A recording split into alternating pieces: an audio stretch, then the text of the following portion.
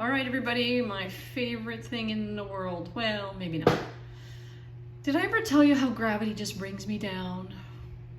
Ha ha. Gravity brings everything down.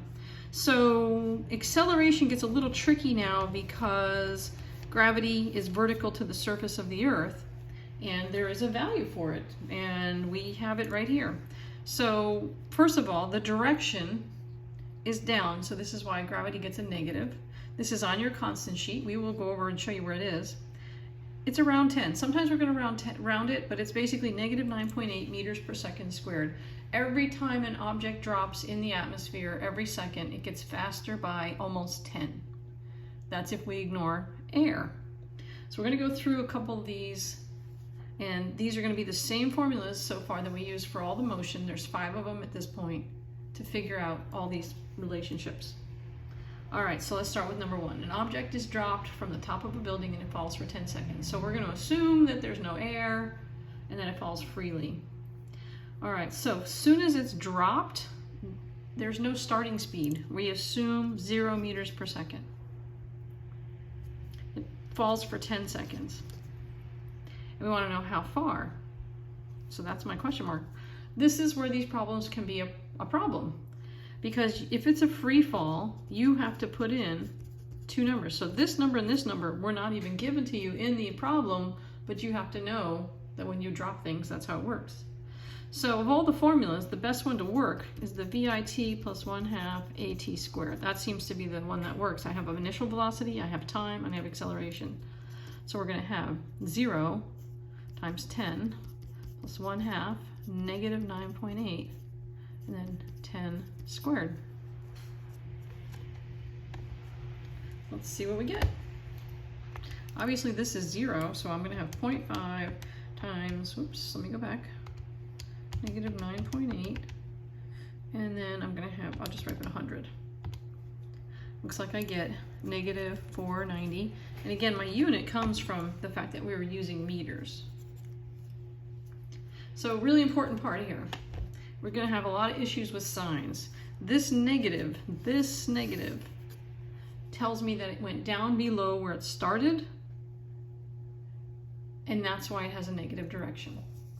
So continuing on this one, I want to know how fast will it be.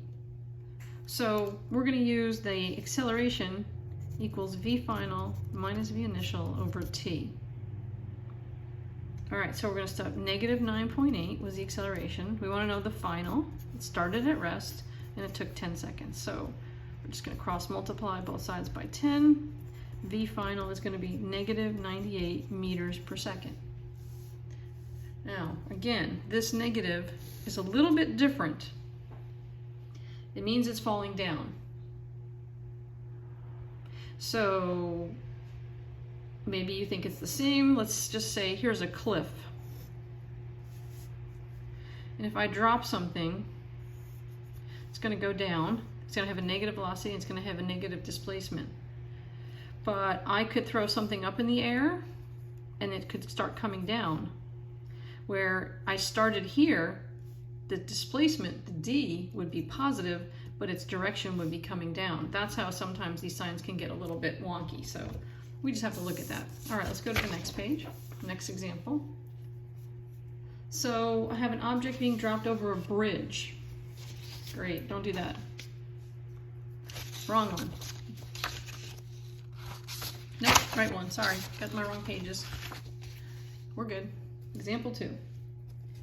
So I'm dropping over a bridge. Of course, don't ever do that. It's 50 meters above the water. How long does it take to hit the water and how fast will it be going? Okay, so first of all, it's dropped. That means you have free fall, negative 9.8 meters per second squared.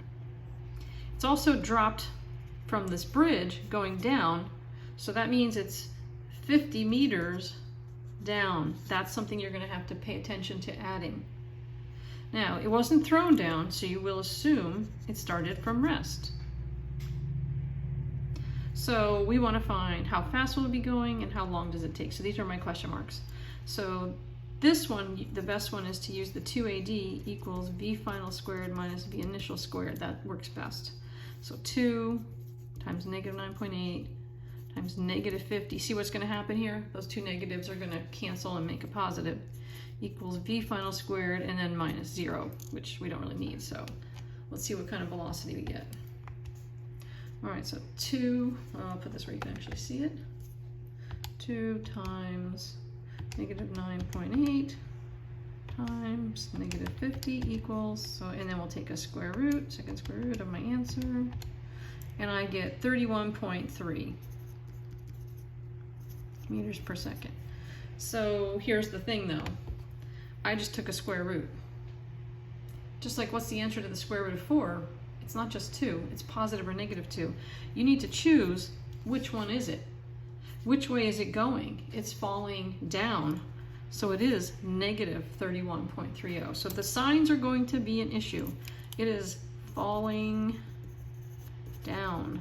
So you have to have the negative on it. Okay? So negative 31.30 meters per second. All right, to find the time, I guess I'll add this into my chart. We're going to use the acceleration equals v final minus v initial over t. That one works pretty well because I know all these from above. So I have negative 9.8 equals negative 31.3, 0 technically, minus 0 over t. So let's do this and cross multiply. So I have negative 9.8t equals negative 31.3. We're going to divide both sides by negative 9.8. Cancels. What does t equal? Well, let's see. It's nice how the negatives are going to work out for us here. Negative 31.3 divided by negative 9.8. And I'm getting 3.19 seconds. So remember what I said, gravity's almost 10. So at 1 second, it would be going negative 10-ish. At 2 seconds, it's around negative 20. At 3 seconds, it's around negative 31. So it's not exact, but at 3 seconds, we'd be going pretty fast. Now for the throw-up problems. These are the ones that can be a little bit challenging because you have to kind of consider what happens when you throw a ball up in the air. So over here, on the ground, I'm gonna throw a ball straight up. It's gonna come straight down. So you have to kind of analyze the situation. When I throw it up, it won't go unless I throw it. I have an initial velocity. When it comes back down, it has a final velocity. These two velocities will be equal, except this one will be negative because it's coming down. So if I send it up at 20, it's going to come down at negative 20. But what happens at the top? It's going to stop and come around. Sometimes I cover up this problem and I only do half of it, knowing the top is 0, and call that the final. Sometimes I just do the whole problem and know that this final is the one I want to use. So let's think about how to do this one. So I toss a ball into the air with an initial velocity of 15. So 15 is the initial. It is free fall, so negative 9.8 meters per second squared. How long does it stay in the air? Well, that means all the way up and all the way down. Well, that means I know the final velocity is negative 15 meters per second. So what am I going to use? A equals v final minus v initial over t. So negative 9.8 equals negative 15 minus 15 over t. So we work this out. Negative 9.8 equals negative 30 over t. So cross multiply. Negative 9.8t equals negative 30. We're going to divide both sides by negative 9.8. Getting a little squishy here. But just so you get all your math. Move it over a little bit. So what do we got? Negative 30 divided by negative 9.8. Looks like 3.06. And that would be seconds. Time will never, ever, ever, ever, ever, ever be negative. If you get a negative time, my suggestion is just make it positive because probably lost track of a sign somewhere. All right, let's go to the last page. Same problem, just continuing. What time will the ball reach its maximum height? Well, think about it for a second. It went up, and it came down, and it took 3.06 seconds. Don't overthink it. It takes half time. So 3.06 over 2, which is about 1.53 seconds. You know what else happens at halftime? The band plays. All right, so how high does the ball go? So this is the same problem, except here I am on the ground, throwing the ball up. I don't care about it coming back down. This is where I'm going to cut the problem and say VI equals, let's see, what was it, 15? And at the top, we're going to call that the V final. It's like a temporary final. It's 0. Because if I do the V final of negative 15, it's going to be back on the ground, and I'm not going to get how high it is. I'm just going to get that it's at 0. So the best thing to use is the D equals VIT. It's 1/2 AT squared. All right, so 15. Now, it only took 1.53 seconds to go up here. That's why we did the halftime. 1.53, 1/2, negative 9.8, and 1.53 squared. Let's solve. Let's see what you get. 15 times 1.53 plus, let's throw a parentheses around this, 0.5 times negative 9.8. Oops, back it up. Times, I'm putting all these in this 1.53 squared, all into my parentheses. There we go. 11.48.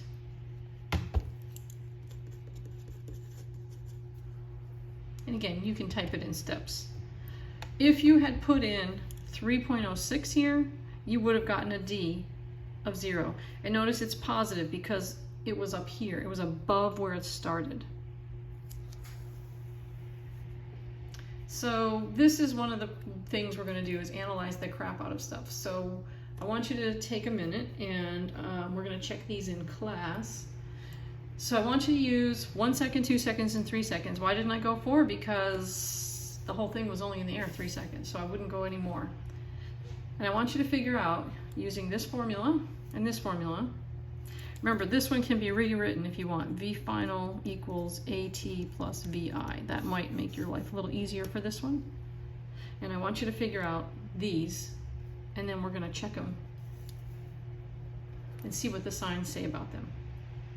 All right, so you have a few more minutes to calculate these blanks, and when everybody's done, we are going to go over them and talk about them a little bit.